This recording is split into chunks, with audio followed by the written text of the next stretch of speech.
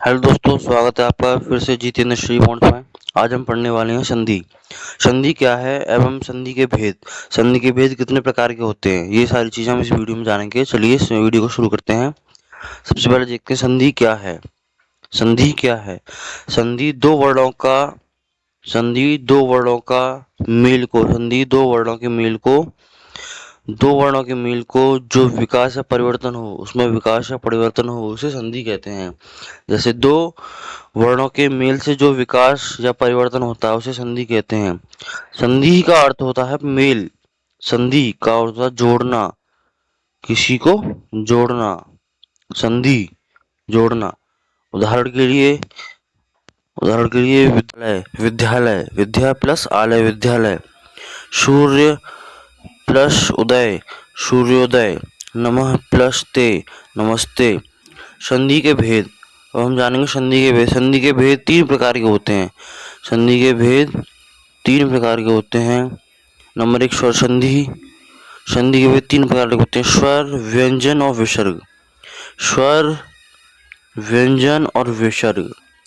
स्वर को परिभाषा में जानेंगे। स्वर को, स्वर में भी ये रूप होते हैं, इनके रूप भी जानेंगे कितने प्रकार के होते हैं। स्वर भी, स्वर के भेद। स्वर, स्वर संधि क्या है? जब दो स्वर वर्णों का मेल होता है उसे स्वर संधि कहते हैं। जब दो स्वर होते हैं उनका मेल होता है तब वह स्वर संधि कहलाती है। स्वर संधि के पांच भेद होते हैं। इसके। तो सबसे पहले जानेंगे दीर्घ संधि। दीर्घ संधि क्या है? नियम है इसके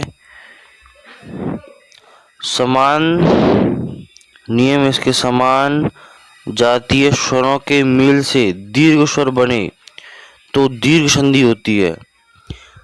समान जातीय स्वरों के मेल से दीर्घ स्वर बने तो दीर्घ संधि होती है। जैसे समान स्वर की बात हो रही है, इसमें समान स्वर से आ, ये देखिए ये समान स्वर है तो यहाँ बड़ा आ बना।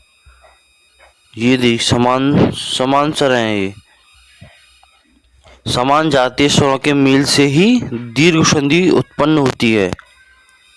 विसर्ग, विग्रह संधि। अब हम जानेंगे गुण। ये स्वर के ही पांच भेद हैं। अब दूसरा भेद जानते हैं, गुण संधि।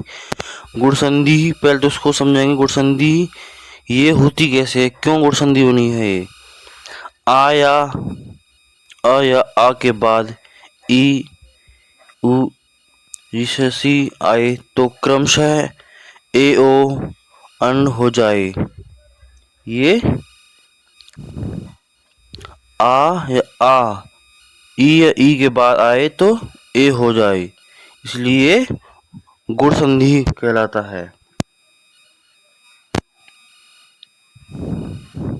अब जानते हैं वृद्धि संधि। वृद्धि संधि के भी नियम जानते हैं। आ या आ के बाद ए ओ आए तो क्रमशः ए और ओ हो जाए, और से इसको बोलते हैं औरत। ए से ऐनक। आ प्लस ए तो ए, इसको बोलते हैं वृद्धि संधि। विग्रह, ये इनके विग्रह परम प्लस ईश्वर, परमेश्वर।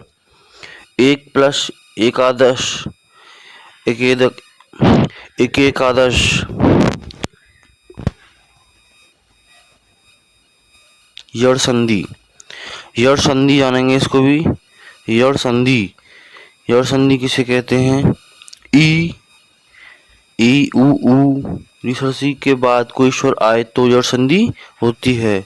इन स्वरों के बाद अगर कोई भी स्वर आता है तो यड़ संधि कहलाती है। जैसे ई अनुस्वर य आ गया उसमें तो य प्लस स्वर, व प्लस स्वर, र प्लस स्वर आए तो अनुस्वर की बात कर रहा है। इसमें अनुस्वर की बात कर रहा है तो यड़ संधि कहलाती है। विग्रह, गति प्लस उपक्रम। गत्यु मधु प्लस अरी, मधुरी। स्वर के ही लास्ट भेद है 5। अयादि संधि, अयादि संधि को भी जानेंगे उसके नियम। ए के और के बाद कोई स्वर आए तो अयादि संधि होती है। जैसे ए कोई स्वर आए प्लस स्वर, अयादि संधि। अयादि संधि। विग्रह ने प्लस अन बराबर नयन, संधि अयादि संधि है ये। व्यंजन संधि के 3 भेद होते हैं, स्वर व्यंजन और विसर्ग।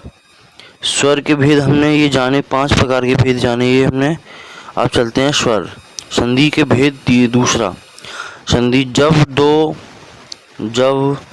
व्यंजनों का व्यंजन और स्वर का मेल हो तो व्यंजन संधि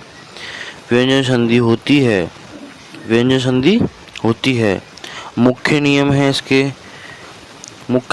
इसके। ये पेपर में पूछे जाने वाले हैं, सभी पेपर में बहुत आते हैं। 2 नंबर इसमें पक्के, ये आप जरूर नोट कर लीजिएगा। 2 नंबर के जरूर आते हैं ये। उदाहरण के लिए तत् प्लस ताय, तथ्याय। विसर्ग संधि यानी विसर्ग संधि क्या है? जब विसर्ग अनुपात का किसी स्वर या व्यंजन से मेल होता है तो विसर्ग संधि होती है। नियम नमः प्लस ते नमस्ते, नमस् प्लस नारायण, नमो नारायण। यह है विसर्ग संधि। ये मैंने कुछ लास्ट में कुछ समरी चार्ट बनाया है, आप इसे ज़रूर उतार लीजिएगा, क्योंकि आपको इसको समझने में और आपको बोर्ड एग्ज़ाम में भी आपको इजी हेल्प बहुत मिलेगी। आपको हेल्प ये आपको बहुत हेल्प मिलेगी। आज की वीडियो यहीं समाप्त होती है। तब तक के लिए बाय बाय। अगर वीडियो अच्छी लगे तो हमारे चैनल को सब्सक्राइब करके जरूर जाइएगा और बेल आइकन दबाना ना भूलें।